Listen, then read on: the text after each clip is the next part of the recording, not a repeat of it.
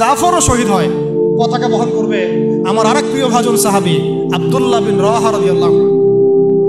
আব্দুল্লাহ বিন রাওয়াহা রাদিয়াল্লাহু, যাকে যে কোনো মুহূর্তে যদি বলতেন ইসলাম নিয়ে একটা শের বলেন, একটা কবিতা বলেন, ইনস্ট্যান্ট তিনি শের বলে ফেলতে পারতেন। এত সুন্দর, এত উন্নত কাব্য প্রতিভা ছিল তার মধ্যে। এই নষ্ট সংস্কৃতি না, তাদের সংস্কৃতি ছিল একেবারে খাঁটি তাওহীদের সংস্কৃতি। এমনকি কাবা তাওয়াফ করছেন তিনি, তখন কাবা তাওয়াফ করছেন বিদায় কাজা উমরা আদায় করার সময় নবীর সামনে সামনে তিনি ঘুরছেন এবং আবৃত্তি করছিলেন একটা কবিতা কাফেরদেরকে আঘাত করার জন্য। এই কাফেররা দেখো, তোমরা যাকে বের করে দিয়েছিলে তিনি আজকে সসম্মানে এখানে ঘুরতেছেন। ওমর রাদিয়াল্লাহু আনহু বলছিলেন যে কাবা তাওয়াফ করার সময় তুমি এগুলো বলছো? নবীজি বলেন ওকে ছেড়ে দাও, সে এমন এমন বাক্য তিলাওয়াত করতেছে, মানে এমন বাক্য সে চয়ন করেছে যেগুলো কাফেরের অন্তরে বর্ষার চাইতেও বেশি বিদ্ধ হচ্ছে, তাকে বলতে দাও। এই হলো আব্দুল্লাহ বিন রাওয়াহা রাদিয়াল্লাহু আনহু, নবীজির অত্যন্ত প্রিয় ভাজন সাহাবী। আব্দুল্লাহ বিন রাওয়াহা যদি শহীদ হয়